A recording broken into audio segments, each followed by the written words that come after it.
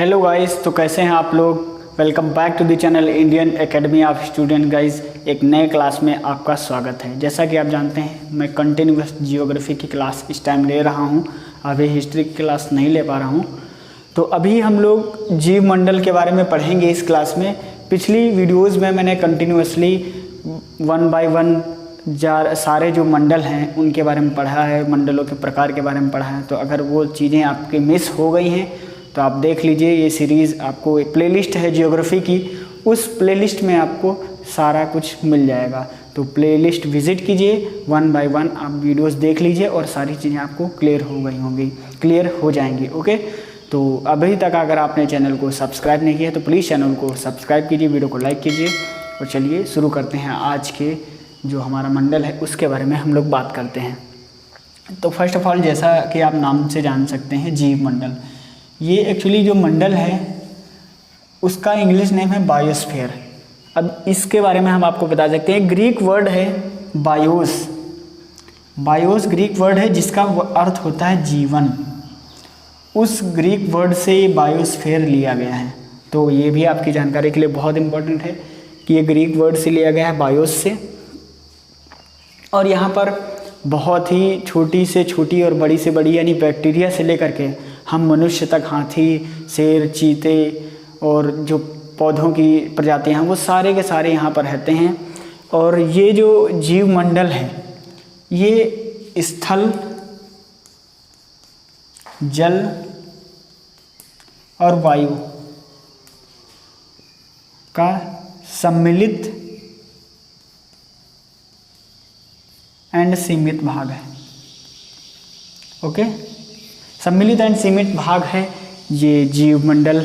और यहाँ पर आप नाम से पहचान सकते हैं, जीवन पाया जाता है। हम लोग जीव मंडल में ही निवास करते हैं। यहाँ पर एक से बढ़कर एक, छोटी से छोटी, बड़ी से बड़ी प्रजातियाँ सभी रहती हैं। और ये जीव मंडल सबके लिए बहुत इंपॉर्टेंट है।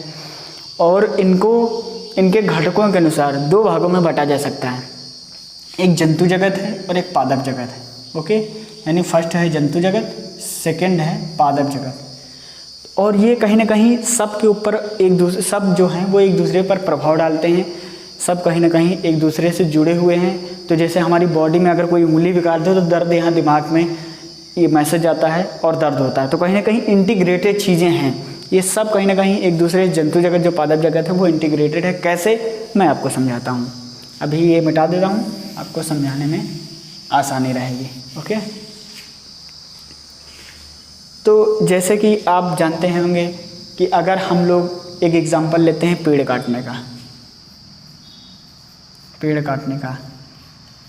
इस वीडियो में मेरा ऐसा कोई इंटेंशन नहीं है, कोई उद्देश्य नहीं है कि आपको इन्वायरमेंट का जो यूज़ है उसको गलत बताया जाए या पेड़ काटने के बारे में। मैं सिर्फ एक एग्जांपल ले रहा हूँ जहाँ पर हम लोग देखते हैं कि पेड़ काटने लगते हैं ज़्यादातर अपनी खेती के लिए, अपने रहन सहन के लिए। क्योंकि जैसा कि आप जानते हैं जनसंख्या बहुत बढ़ रही है, तो हम लोग पेड़ काट करके ज़मीन जो है वो खेती के रूप में उसका उपयोग कर रहे हैं। तो कहीं ना कहीं आप देखते होंगे कि जब अंधाधुंध पेड़ों की कटाई होती है, इन्वायरमेंट से खिलवाड़ होता है, तो वहाँ पर भूस्खलन भी देखने को मिलता होगा। जैसा कि आपने अभी हाल ही में आसाम में देखने को मिला, आपको भूस्खलन भी देखने को मिला है। जब वायुमंडल का संतुलन नहीं बनता है तो कई सारे बाढ़, सुनामी वगैरह आती हैं। तो अंडमान निकोबार एक ऐसा उदाहरण है। अंडमान उदाहरण आपके पास सब कुछ है, आप पढ़िए, देखिए। तो क्योंकि जो हम लोगों ने इन्वायरमेंट के साथ, पर्यावरण के साथ, नेचर के साथ खिलवाड़ किया है उसका हर्जाना कहीं ना कहीं आज नहीं तो कल भुगतना ही पड़ेगा सबको। तो वो चीज़ देखिए, यहाँ पर सुनामी आई थी, बहुत तगड़ी सुनामी, जिससे कितना सारा जान माल का नुकसान हुआ था। भूस्खलन अभी आसाम में आपको देखने को मिला, कई लाख लोग मारे गए यहाँ पर, और जख्मी जो हुए उनकी तो बात ही जाने दो। ओके, तो ये चीज़ें आप देख लीजिए कि पेड़ जब काटते हैं तो भूस्खलन भी होने लगता है, मृदा अपरदन भी होने लगता है, मृदा की उर्वरा जो शक्ति है वो भी नष्ट होने लगती होती। तो ये चीज़ें कहीं ना कहीं एक दूसरे के ऊपर बहुत ज़्यादा इफ़ेक्ट करती हैं, बहुत ज़्यादा इम्पैक्ट डालती हैं। तो सारी चीज़ें एक दूसरे इंटीग्रेटेड हैं एक दूसरे से। और ये जो चीज़ें हैं, जैसे अब आप देखें कि हम लोग गाड़ी चलाते हैं तो जो वाहन हैं आज का देख सकते हैं कितना पर्यावरण पे प्रदूषण फैल गया है।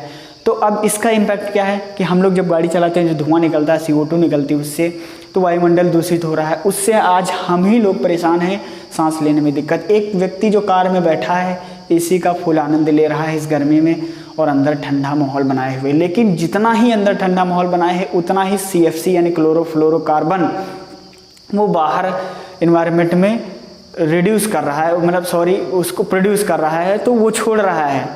तो उससे अन्य जनजाति को, जो भी लोग हैं, जो भी मानव हैं, उनको नुकसान पहुंच रहा है। कहीं ना कहीं ग्लोबल वार्मिंग, आपने वर्ड सुना होगा ग्लोबल वार्मिंग, वैश्विक तापमान।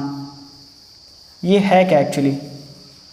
वैश्विक तापमान की वह स्थिति है, तापमान की वह स्थिति जो वैश्विक लेवल पे जो तापमान बढ़ता है उसी को हम लोग ग्लोबल वार्मिंग या वैश्विक तापमान कहते हैं।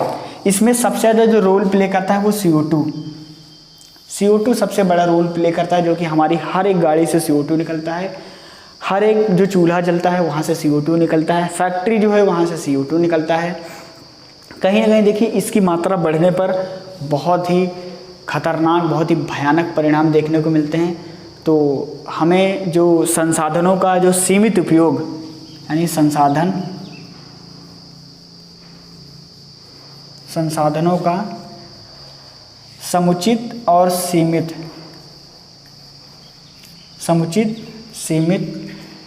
उपयोग नहीं, सदुपयोग करना है गाइस। हम लोगों को उसका जो दुरुपयोग नहीं करना है, सदुपयोग करना है, जिस वजह से हमारा नेचर बचा रहे। नेचर बचा रहेगा तो हम बचे रहेंगे, क्योंकि कोई ना कोई चीज़ अगर इफ़ेक्ट होंगी, इफ़ेक्टिव हैं सारी चीज़ें एक दूसरे के प्रति। तो आई होप ये चीज़ आपको क्लियर हो गई होगी। जीवमंडल में ज़्यादा कुछ नहीं था, हम ही लोग हैं, और ये स्थल, जल और वायु का सम्मिलित और सीमित भूभाग है, वो मैंने आपको बताया। वैश्विक तापमान क्या है वो मैंने आपको बताया। ग्लोबल वार्मिंग इसी को बोलते हैं। GHG वो होता है ग्रीन हाउस इफेक्ट।